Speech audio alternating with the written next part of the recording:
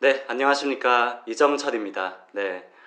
저번 시간에 이어서 오늘도 이 탈북민 사회 또는 이 한반도에 어떤 이슈가 좀 관심을 많이 받았는지 살펴보고 있는데요.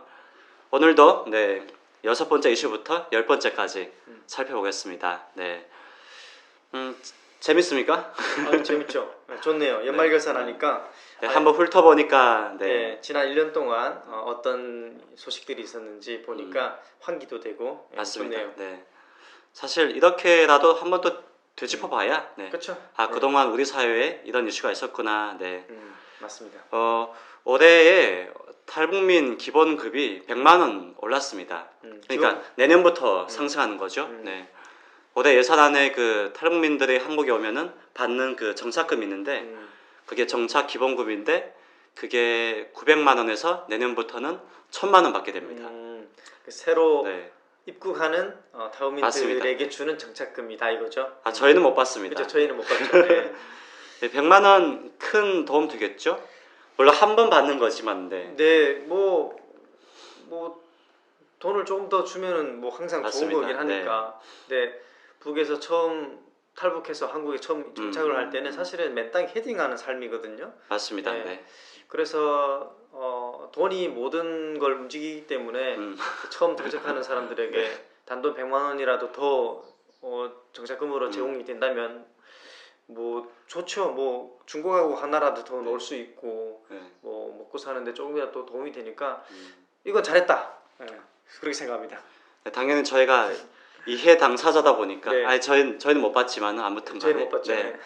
탈북민 사회에서는 도움되는 이슈니까 이게 100만 원이 어찌 보면은 뭐 크게 보이지 않을 수는 있는데 900만 원에서 10%가 상승하는 거니까 내년부터 오시는 분들 같은 경우에는 그동안 우리가 몇백만 원씩 받았는데 1000만 원을 받는 거예요. 1000만 원. 앞자리가 달라지지 않습니까? 네, 그래서 너무 좋습니다. 네. 그런데 이번에 상승한 기본급 외에도 남북 협력 기금이 대폭 삭감됐습니다. 네. 그렇죠. 이거는 사실 뭐 탈북민과는 뭐 직접적인 관련이 없으니까. 네. 그렇긴 한데 통일부 전체 이 부처의 예산을 보면 한 1조 원 가까이 되거든요. 되게 크네요. 1조 원 정도 되는데 그 중에 이 남북협력 기금이 차지하는 비율도 꽤 커요. 근데 거의 과반, 절반? 네. 전체 그 항목 예산 중에서는 아마 제일 크지 않을까 싶은데 이 예산이 30% 가까이 감액됐다라는 것은 남북협력 기금이라는 것은 남북협력 할 때 거기에 사용되는 비용들인데 맞습니다. 지금 남북관계가 전혀 없으니까 그렇게만 보면 이해가 되죠. 남북관계가 없으니까 기금도 사용이 안 되고 그러면은 이제 예산이 불용 처리가 되거든요. 그래서 삭감을 했다라고 하는데 저는 조금 이게 멀리 내다보면은 남북관계가 항상 뭐 중단되어 있을 건 아니니까 이게 또 남북관계가 열리면은 이 남북협력 기금을 다시 증액을 해야 되거든요.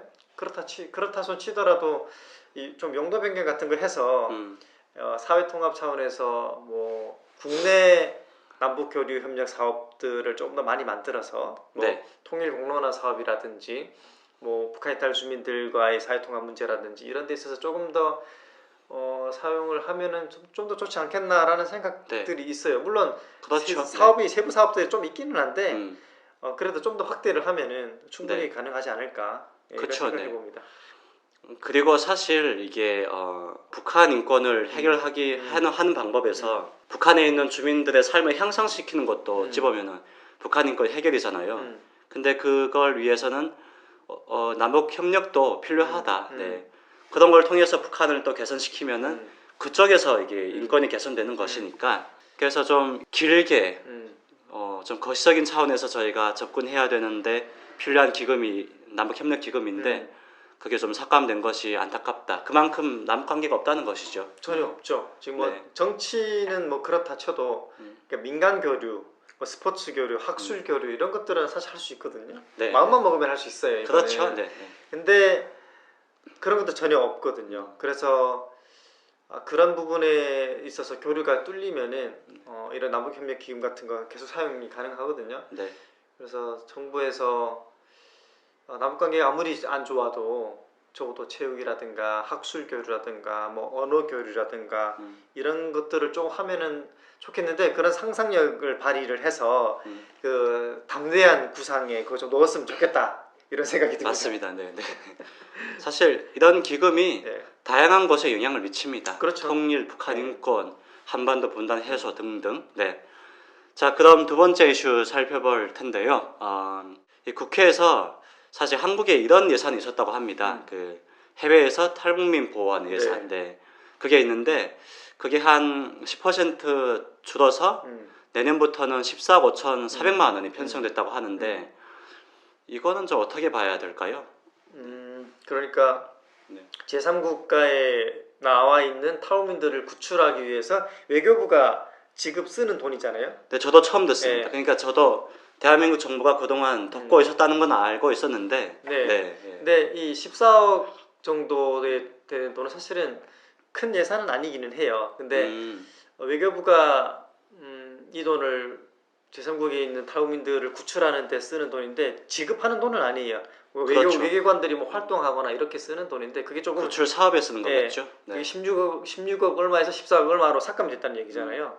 그러니까 이거는 뭐 그냥 보면은 탈북민들이 나와 있는 사람이 많지 않으니까 뭐 사업 예산이 줄 수는 있어요.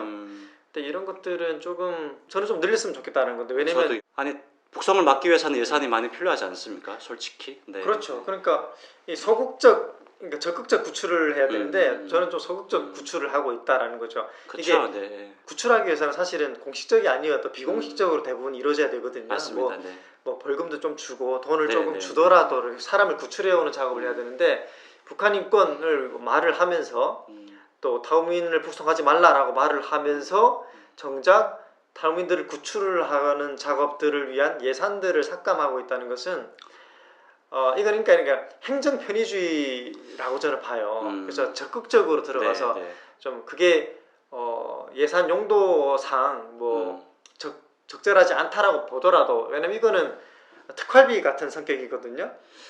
자세히 알지 못하겠습니다. 네, 외교관들이 쓰는 비용은 네. 대부분 이제 특히 이런 것들은 특활비예요. 네. 특활비는 영수증 처리를 좀 안 하기 때문에 이런 것들을 좀 적극적으로 했으면 좋겠다. 그래서 예산을 좀 그런 데 좀 반영을 해서 적극적인 구출을 하면 좋겠다 이런 생각을 합니다. 맞습니다. 네. 사실 뭐 탈북민이 좀 줄긴 했다고 해도 네. 아직까지 중국에서 도움이 필요한 탈북민들 많습니다. 네. 많죠. 네, 그런 상황에서 예산을 줄이는 게 맞는 것인가?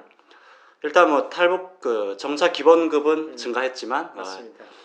해외에서 탈북민 보호 예산은 삭감됐다. 네, 얘기고요. 네. 네, 이번에는 국내에 있는 탈북민 이슈인데 그간 사실 탈북민이 그 북한에 돈을 보냅니다. 네, 가족한테. 네. 네, 그게 일명 탈북민 대북 송금인데 네. 요거에 관해 가지고 올해 좀 수사하는 게 있었습니다. 네. 경찰 수사요. 네, 한두 건도 아니고. 그렇죠. 그게 왜냐하면 뭐 곳곳에서 뭐 이것 때문에 수사가 있었다고 하는데 저 어떻게 보셨어요? 좀 안타깝다라는 생각이 들었어요. 왜냐면 말씀하셨듯이 한국에 정착한 이제 탈북민들이 네. 북한에 남아 있는 가족들에게 지금 송금을 해왔거든요. 네. 예. 근데 이게 송금이라는 게 뭐 대북 송금이라고 명칭을 뭐 부르긴 하지만 이게 우리 외환거래법이나 뭐 금융거래법 이런 것을 봤을 때 북한에 송금을 하는 것은 불법이에요 일단은. 예. 저촉될 수 있는 법이 좀 있습니다. 예. 남북교류협력법, 그쵸. 국가보안법, 그 다음에 외국한 거래법. 그렇죠. 네. 실정법에 따라서 그렇긴 한데 지금까지 하지만 정부에서 묵인 해왔어요.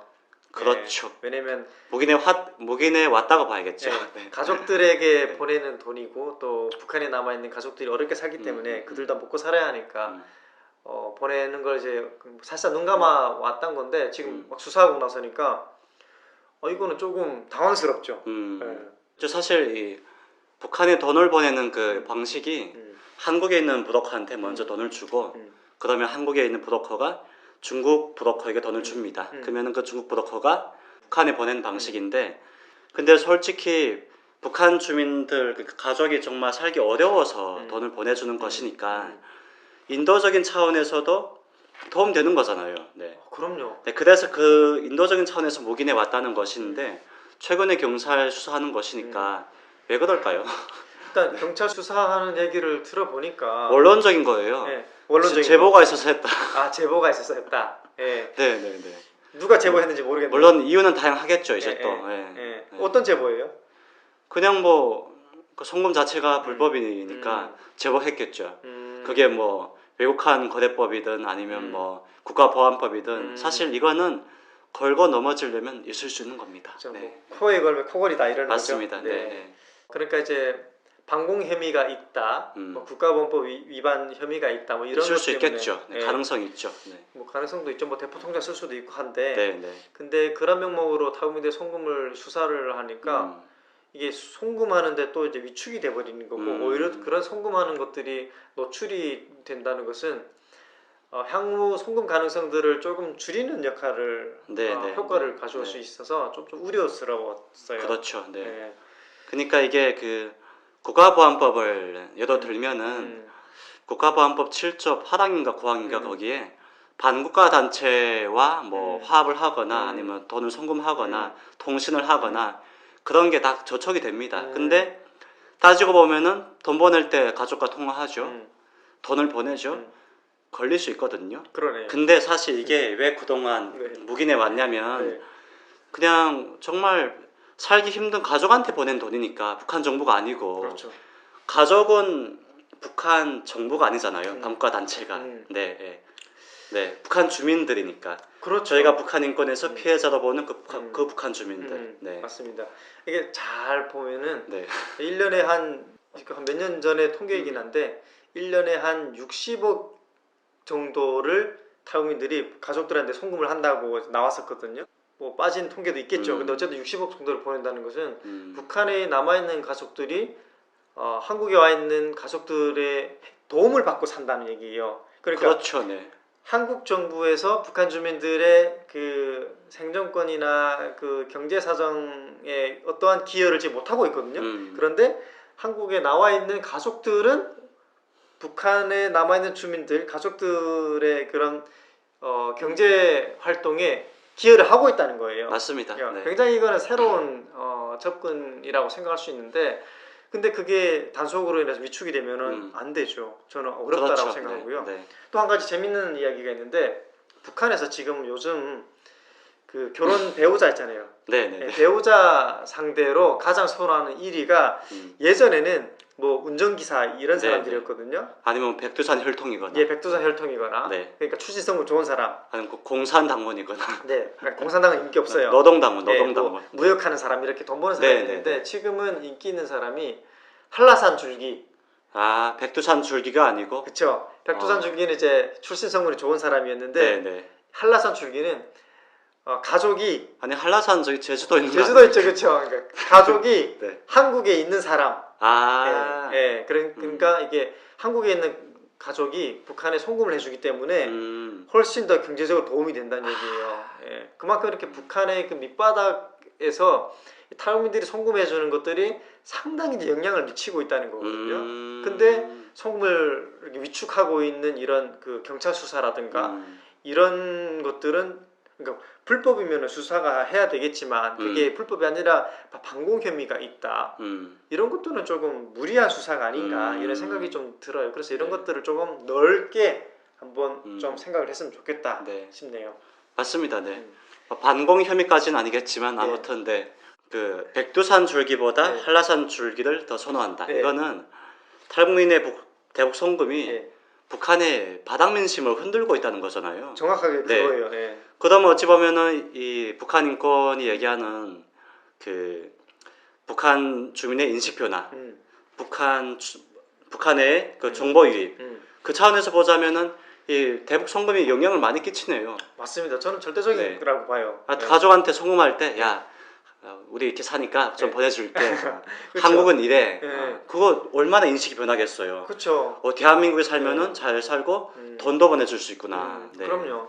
저는 굉장한 변화라고 봐요. 이게 북한에서는 아무리 열심히 일을 해도 노임도 적고 그렇죠.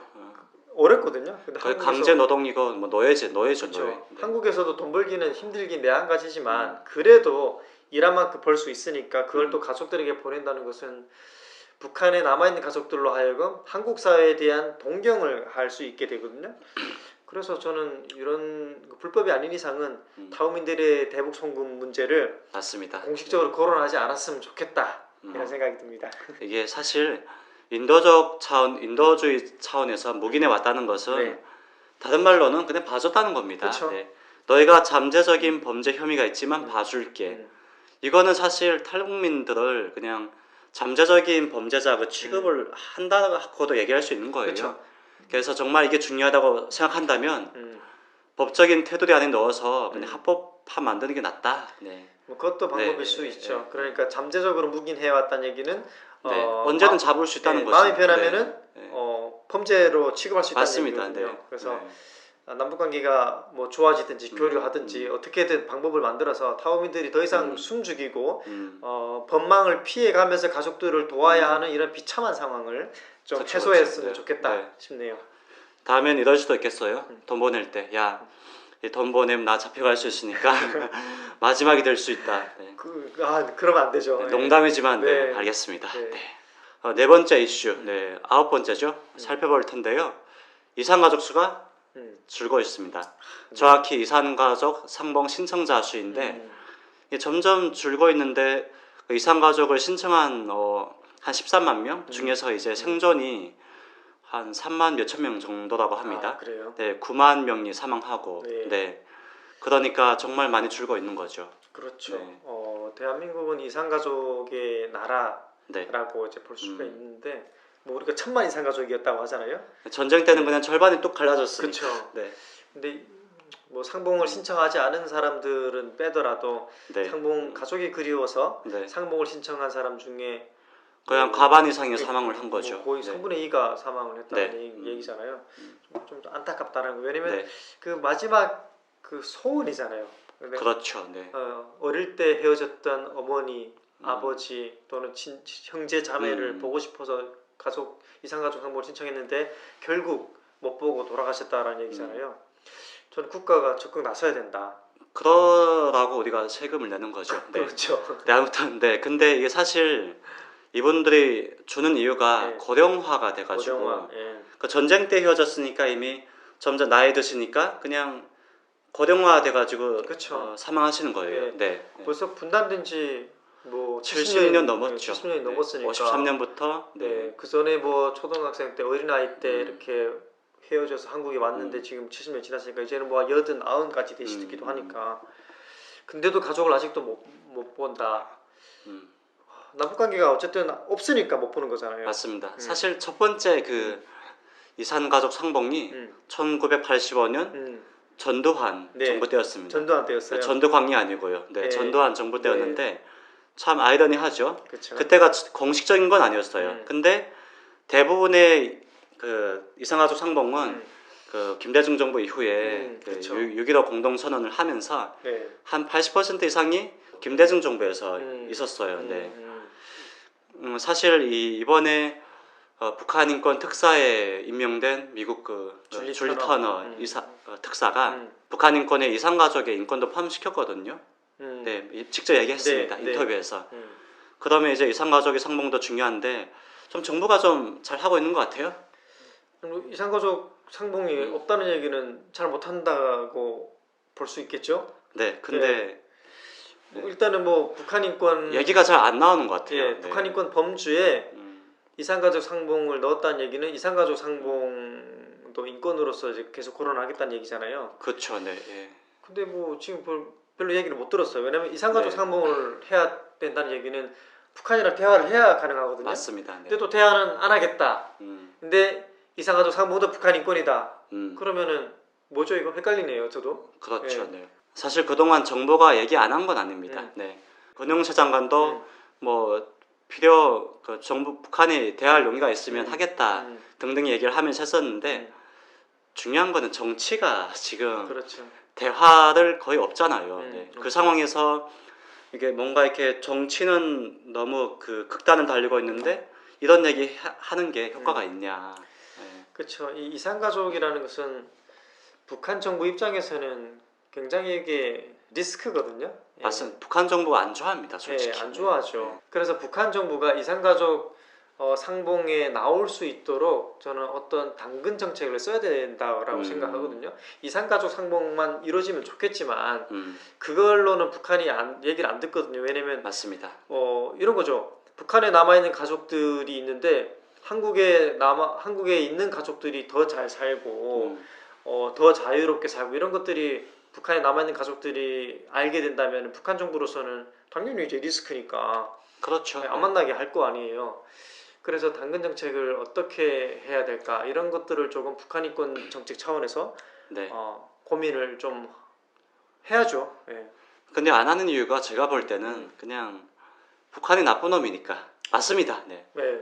북한이 나쁜 놈이고요. 그 국제 규범적인 차원에서 보면은 북한은 악의 축이고 인권 유린이 발생하는 곳입니다. 저희가 홀로코스트 얘기하면서 나치즘을 거의 경멸하는 것처럼 북한도 뭐 사실 그렇게 따지면 도덕적인 잣대에서 대화할 건덕지가 없죠. 그렇죠. 악의 물이니까. 근데 북한 주민들 있고 이산가족 문제도 있고 또 한반도 평화 관련된 이슈도 있는데 결국은 대화해야 되잖아요. 그렇죠. 네. 대화를 해야 뭐든 주고받을 수 있는데 저는 지금은 남북 관계가 지금 완전 경색되어 있고 뭐 조금 지나면 무슨 뭐 전쟁 얘기도 나오지 않을까봐 무서워요. 그래서 이 이산가족 상봉 이런 거는 사실은 굉장히 사람의 마음의 문제거든요. 맞습니다. 네. 가족이 보고 싶은 거예요. 인도적인 문제잖아요. 어찌 보면 그냥 그 연로하신 어르신들께서 돌아가시기 전에 수십 년간 못 봤던 그냥 가족의 얼굴이라도 좀 보고 싶다라는 건데 맞습니다. 국가에서 이런 것들을 어떻게 묘수를 만들어내서 좀 해줬으면 좋겠다 이런 생각이 좀 들어요. 네, 저는 사실 뭐 하다가 안 되면 역시 북한은 나쁜 놈이야. 네, 쉬운 얘기입니다. 네. 북한은 70년 동안 나쁜 놈이었고 그럼에도 불구하고 더 나은 대한민국이 그걸 좀 바꾸려고 항상 노력을 했는데 네. 아마 그런 노력이 좀 앞으로도 좀 잘 됐으면 좋겠습니다. 그러게요. 네. 자 이제 마지막 이슈인데요. 통일이 필요하지 않다라는 인식이 증가하고 있다는 것인데 이번 연도에 그 민주평화통일자문회의가 여론조사했는데 통일이 불필요하다가 32%. 32. 네, 이게 역대 최고라고 합니다. 네네. 놀라운 얘기는 아니죠. 네. 그렇죠. 뭐 어쨌든 저희 또래 청년들 같은 세대를 봐도 특히 청년이 제일 낮다고 합니다. 이게. 통일에 사실 관심이 없고 32%나 별로 관심 없거나 또 반대한다라는 거잖아요. 그렇죠. 네. 어쨌든 그래도 통일을 반대하는 여론 응답보다 통일을 찬성하는 여론 응답이 좀 더 높지 않아요? 맞습니다. 네. 그건 고무적이네요. 그게 더 적으면은 그야말로 심각한 문제일 텐데요. 불행하죠. 네. 근데 이게 여론조사를 보니까 이게 여론조사가 이제 항상 바뀌어요. 여론의 흐름이라는 게. 맞습니다. 근데 특히 통일에 대한 이런 인식들은 정부에 따라 달라요. 맞아요. 남북 관계가 있을 때와 없을 때도 또 다르고 이제 보면은 우리 2018년도 그때 우리가 평창 동계올림픽 할 때 남북 대표 선수들도 함께 단일팀을 구성했었잖아요. 그때 통일에 대한 인식이 굉장히 높았어요. 근데 이번 정부 올해 들어서 남북 관계가 없으니까 인식이 완전히 많이 떨어졌거든요. 이런 것들은 정부에 따라도 차이가 나고 남북 관계가 있냐 없냐에 따라 차이가 난다는 얘기는 이 통일이라는 문제는 정부가 하기에 달렸다라는 거예요. 네, 맞습니다. 국민들에 달린 게 아니라 정부의 노력에 달린 거예요. 그러니까 국민들이 통일에 대해 관심이 없어요. 이건 핑계가 안 돼요. 그렇죠. 네, 사실 이게 국민 공감대 형성하는 것은 정부의 역할 큽니다. 그렇죠. 제가 저번에 그 민주평통에서 그 통일 토론회가 있어가지고 청년 패널로 갔었는데 청년들이 관심 없어가지고 우리가 뭘 해야 이 청년들이 통일에 관심 가질까 했는데 그냥 청년들한테만 얘기하는 거예요. 정부는 뭔가 대결 구도를 강화시키고 통일 얘기가 나오는 게 어색할 정도로 정책을 펼치고 있는 반면에 통일합시다 하니까 뭐지? 뭐지? 그러니까 말씀하셨던 것처럼 청년들은 다 먹고 사는 게 힘들잖아요. 뭐 취업 걱정을 해야 되지, 자격증도 따야 되지, 학원도 가야 되지 이렇게 바쁜데 통일을 생각할 겨를이 사실 없거든요. 근데 정부에서는 너희들이 통일에 관심이 없는 거 아니냐. 그럼 우리가 이제 어떻게 해야 되지? 이런 고민을 한단 말이에요. 그게 아니라 오히려 반대해야 되죠. 그렇죠. 정부가 청년들이 통일을 관심을 가질 수밖에 없게끔 분위기 조성하는 거죠. 분위기를 조성을 하고 그럼 청년들이 이쪽에 관련 산업에 있어서 가능성이 있겠네? 이쪽으로 고민을 해봐야지 이렇게 해야 되는데 맞습니다. 남북관계는 단절되어 있고 그 전쟁 분위기인데 전쟁 분위기 적대적이지. 또 그러면 청년들이 너희들 통일 한번 해봐라 하니까 맞아요. 이쪽 분야는 안 되겠어. 그래서 북한학 그 연구 분야도 많은 지금 좀 남북관계가- 힘들겠어요. 남북관계가 없을 때는 네. 여기는 가능성이 없어 이렇게 돼요. 그런 것들이 안타까운 거죠. 여담이지만은 예, 보통 통일 연구 해오신 분들이 나이가 많잖아요. 그쵸. 근데 그분들께서 항상 하신 얘기가 통일은 청년들이 해야 된다. 너희가 희망이다. 저는 그때 가끔 농담으로 같이 합시다. 네. 저희가 이 분단 상황을 원한 적이 없었어요. 아니 청년들이 뭐 분단을 원했습니까? 이런 곳에서 살고 싶었던 게 아닌데 태어나 보니까 분단 상황인데 그러면은 그런 사회에서 어느 정도 살아오셨던 분들 같이 해야죠 통일은. 네. 그렇죠. 이게 분단 말씀하셨던 것처럼 분단은 어른 세대가 청년 세대에게 물려준 유산이에요. 예. 유산이면 좋겠어요. 예. 네. 유산은 좋은 유산도 있고 나쁜 네. 유산도 있죠. 근데 유산인데 그러면서 동시에 청년들에게 통일은 너희들의 몫이야. 그니까요. 너희들이 주인공이야라고 하지만 어쨌든 뭐 맥락으로 보면 맞아요. 어쨌든 통일은 청년들이 해야겠죠. 근데 그 분위기를 조성하고 그 분위기를 조성할 수 있는 위치에 있는 사람들은 어른들이잖아요. 그렇죠. 예, 네. 기성 정치인들이란 말이죠. 이들이 청년들이 통일에 관심을 가질 수 있도록 정책이든 뭐든 공론화 작업을 하고 남북 관계를 어떤 방향으로든 대화의 장으로 연결을 해야 맞습니다. 청년들이 관심을 가질 텐데 그런 부분들이 없으면서 청년들에게 통일에 대한 관심이 없다라고 이야기하는 것은 직무유기라고 저는 생각을 해요. 그렇죠. 네. 잘하면 네. 뭐 직무유기가 아닐 텐데. 네, 그러니까요. 좀 강한 얘기이긴 하지만, 네. 강한 얘기도 아니에요, 이거는. 맞습니다. 네. 아니 저희가 뭐 표현의 자유가 있는 어찌 보면 지상 낙원에 그렇죠. 살고 있으니까. 네. 네. 표현의 자유가 없는 곳은 지역인 북한이죠. 네. 그렇죠. 알겠습니다. 네. 얘기하다 보니까 꽤 많은 일들이 있었습니다. 네. 그러네요. 북송부터 탈북민 입국부터 또 통일, 이산가족 모두 사실 분단 때문에 발생한 일인데 마지막으로 좀 하실 말씀이 있으면 네. 올해의 마지막 방송이니까요. 네. 모두가 이제 다사다난한 해였는데 특히 이제 남북 문제에 있어서 또는 탈북민 문제에 있어서 그 부분들에 있어서 조금 좋은 소식들이 더 많았으면 좋겠는데 뭐 안 좋은 소식도 있어서 그런 부분들이 좀 아쉽고 또 어쨌든 통일을 우리가 지향을 해야 하잖아요. 맞습니다. 통일을 지향하는 데 있어서 탈북민들이 한국 사회에서 잘 정착을 할 수 있도록 다양한 정책들이 조금 더 사각지대가 없도록 그런 방향으로 나왔으면 좋겠고 또 무엇보다 아직 한국에 오지 못한 탈북민들 그러니까 제3국에 있는 탈북민들 이들을 구출하기 위한 그런 행동에 정부가 좀 적극 나섰으면 좋겠다. 그래서 2024년에는 더 많은 사람들이 한국에 무사히 도착했어요 라는 뉴스들을 좀 보고 싶어요. 좋습니다. 그런 해가 됐으면 좋겠습니다. 저도 아마 앞서 잠깐 얘기했지만 저희가 논의한 이슈가 대부분 다 분단 때문입니다. 네. 그래서 저희가 탈북민들 많이 구출할 수도 있고 또 북한 인권을 위해서 많은 일들을 할 수 있는데 이게 사실 분단이 해소되지 않으면 계속 있을 일입니다. 그렇죠. 네. 제가 두려운 것은 저희가 앞으로 10년, 20년에도 후에도 북한 인권 얘기, 북송 얘기, 통일 얘기 하게 되지 않을까 저는 거기에 겁나고요. 네. 그러네요. 네, 다음 연도에는 좀 더 분단이 조금 해소되는 한 해가 됐으면 좋겠습니다. 네, 조 작가님 2023년도 고생했습니다. 네, 고생 많으셨습니다. 너무 고생했습니다. 네, 고생 많으셨어요. 감사합니다.